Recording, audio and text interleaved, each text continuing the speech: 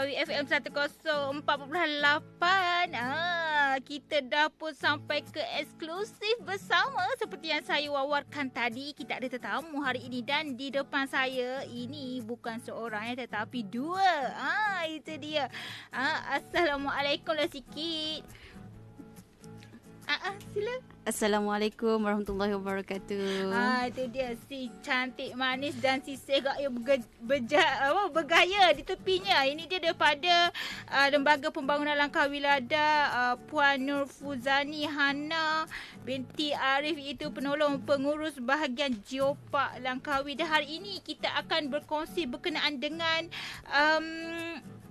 penilaian semula Langkawi UNESCO Global Geopark LUGGP kali keempat, ya Puan? Ya, betul. Okey Puan, kita kalau boleh kita nak buang masa lah sebab ni kan. Kita nak buang masa sebab saya nampak Puan pun dah macam bersedia sangat, dah excited nak menjawabnya. Jadi soalan saya yang pertama Puan, misi penilaian semula Langkawi UNESCO Global Geopark ini merupakan agenda penting untuk Langkawi pada tahun ni. Jadi mungkin boleh Puan kongsikan apa maklumat berkaitan dengan agenda ini kepada pendengar-pendengar kita di Langkawi khususnya lah. Terima kasih Puan. Seperti mana umum ketahui bahawa Langkawi UNESCO Global Geopark telah menerima pengiktirafan pada tahun 2007 dan sekarang kita telah melangkaui tempoh masa 16 tahun pengiktirafan. Dan untuk makluman, misi penilaian Langkawi UNESCO Global Geopark ni adalah kita merujuk kepada tempoh penilaian ataupun pemeriksaan kepada pematuhan kriteria yang telah ditetapkan oleh UNESCO, di mana bertujuan dia dikira sebagai seperti audit lah untuk kita nak melihat semula kita punya pengiktirafan yang diperoleh sama ada masih lagi dengan status kad hijau ataupun kad kuning ataupun kad merah, di mana sistem misi penilaian ni dia pun menggunakan kaedah traffic light lah. So kalau hijau tu insyaAllah kita akan kekal lagi dalam tempoh 4 tahun. Berbanding kalau kuning dan merah, kuning kita akan diberi tempoh 2 tahun dan bersyarat, dan ataupun kad merah kita akan ditarik semula lah pengiktirafan. Untuk makluman, untuk penilaian kali ini kita telah ditetapkan oleh pihak UNESCO di mana pada 30 Jun 2023 sehingga 5 Julai 2023, dan kita telah mendapat penilai daripada Korea dan juga China, di mana Korea iaitu Dr. Jeon Yong-moon dan juga daripada China adalah Profesor Yuan Zheng, di mana kedua-dua tu adalah merupakan pakar lah dalam bidang masing-masing. Dan Puan, mungkin tahun ni merupakan tahun ke-16 Langkawi diisytiharkan sebagai Langkawi UNESCO Global Geopark. Dan sepanjang tempoh ni, apakah kejayaan yang telah dicapai oleh Langkawi, Puan? Kalau kita bercakap mengenai kejayaan yang diperoleh oleh LADA tu sendiri, daripada Langkawi UNESCO Global Geopark tu, hasil itu ada beberapa pengiktirafan yang kita telah pun ada, di mana kita melihat kepada pembahagian pertama, pengiktirafan atau anugerah tu dari badan tertentu lah. Antara yang saya boleh kongsi adalah pertama, kita pernah mendapat pengiktirafan sebagai pusat rujukan UNESCO Global Geopark, di mana telah diumumkan dalam simposium Asian Pacific Geopark Network di Jepun pada September 2015. Dan selain pada itu, kita juga memenangi anugerah Pata Gold Awards kategori Heritage Article The Diverse Heritage Kubang Badak Biogeotrail. So dari segi kejayaan untuk membangunkan komuniti setempat pula, kita berjaya mewujudkan komuniti yang orang kata berdaya saing dalam industri pelancongan di Langkawi. Dan komuniti ni yang dahulunya terdiri daripada komuniti nelayan, yang sekarang ni telah bertukar menjadi pengusaha pelancongan sebenarnya. Dan komuniti yang terlibat secara langsung ni, dia boleh menguruskan produk pelancongan yang berkonsepkan geo pelancongan, seperti Koperasi Komuniti Kubang Badak Kilim yang kita tengok sekarang ni, di mana dia pun menguruskan produk pelancongan di Jeti Kilim, iaitu Mangrove Tour. Dan juga Koperasi Nelayan Kubang Badak, benda yang sama juga, dia menjadikan Sungai Kubang Badak itu sebagai produk geo pelancongan dan juga kawasan konservasi terumbu karang. Okey. Jadi Puan, Langkawi sebenarnya dah pun bersedia ke belum untuk orang kata nak menghadapi misi penilaian ni dan memandangkan industri pelancongan di Langkawi ni masih di fasa pemulihan kan selepas pandemik COVID-19. Jadi sebenarnya Langkawi kita ni dah pun bersedia ke belum nak apa melalui misi ni? Okey, insyaAllah kalau bercakap mengenai persediaan tu sebenarnya LADA tu sendiri dan juga stakeholders Langkawi UNESCO Global Geopark telah membuat perancangan dan juga membuat persediaan yang rapi untuk menempuhi misi penilaian ni. Dan bercakap mengenai orang kata di fasa pemulihan selepas pandemik ni, sebenarnya walaupun kita masih lagi di fasa pemulihan, tapi kita yakin bahawa kita bersedia untuk menghadapi misi penilaian ini dengan baik sekali. Dan pengalaman yang kita lalu, kita jadikan dia sebagai satu lagi persiapan yang lebih teratur yang kita buat. Kita akan buat lebih terbaik lagi. Di mana last kita penilaian adalah pada tahun 2019, 2015 dan 2011. So pelbagai inisiatif lah yang kita laksanakan untuk pastikan pengiktirafan ni terus kekal. So antara inisiatif yang kita buat ni sebenarnya banyak Puan. Ya. Dan boleh kongsikan sedikit? Boleh. So antara yang kita buat yang paling utama sekali di bawah segmen New Development Geopark tu sendiri, kita akan memperkenalkan kawasan konservasi baharu iaitu Geoforest yang keempat, iaitu Gunung Raya Granite.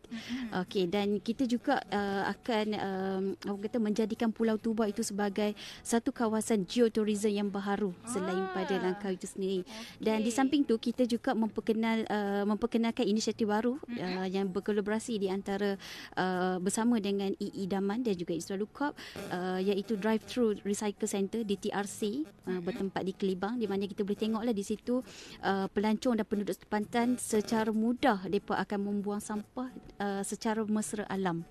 Okey. Selain itu kita juga highlight kepada perkara seperti women empowerment, dan perkara ni adalah penting di dalam konsep Geopark tu sendiri.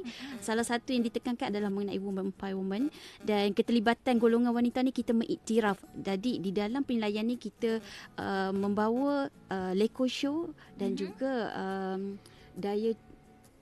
ruang daya cipta SCIE yang bertempat di Kompleks Lada untuk kita highlight bahawa bagaimana kumpulan wanita ini orang kata dia membangun dan kita memperkasakan kumpulan tersebut di dalam skop Geopark tu sendiri. Dan selain pada tu, of course tindakan berkaitan dengan isu-isu yang berbangkit pada penilaian sebelum ni yang melibatkan dari segi isu pengurusan sisa pekerja, pembangunan produk. So antara benda yang kita beri penekanan juga supaya perkara ini dia menyokong kepada kelestarian adat kita dan pengalaman pelancong yang bermakna. Jadi Puan, kita ada beberapa lagi soalan kan Puan. So, kita nak teruskan dengan soalan ni. Mungkin apa wawasan Langkawi UNESCO Global Geopark ni untuk menuntut perubahan minda komuniti setempat? Mungkin Puan boleh jelaskan sedikitlah perkara ni. Okey, sebenarnya wawasan Geopark ni bukan sekadar pada jenama ataupun brand yang berkualiti global untuk destinasi pelancongan khususnya di Langkawi, Pulau Langkawi, tapi berhasrat untuk sebenarnya adalah untuk membangunkan wilayah secara lestari sambil kita tingkatkan kesejahteraan komuniti setempat. So wawasan ni dia akan disampaikan dengan pelbagai pihak kepentingan, termasuklah penduduk Langkawi itu sendiri yang merupakan elemen penting di dalam Geopark tu.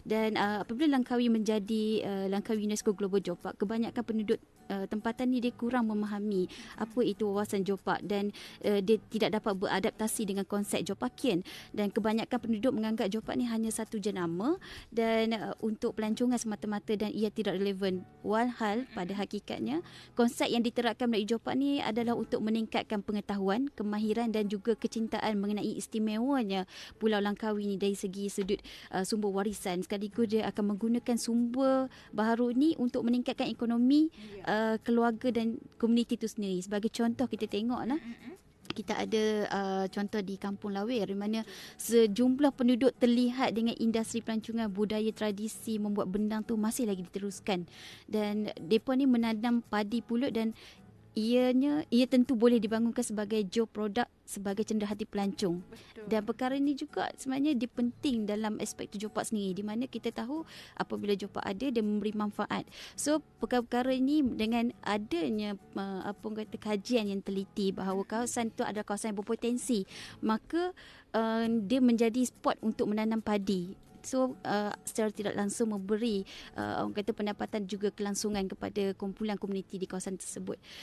Selain itu kita juga ada geowarisan Bukit Sawar, di mana kita boleh tahu bahawa dia mempunyai landscape yang berpandangan indah dan kepelbagaian biologi hutan granat yang kita boleh dibangunkan sebagai geopelancongan juga.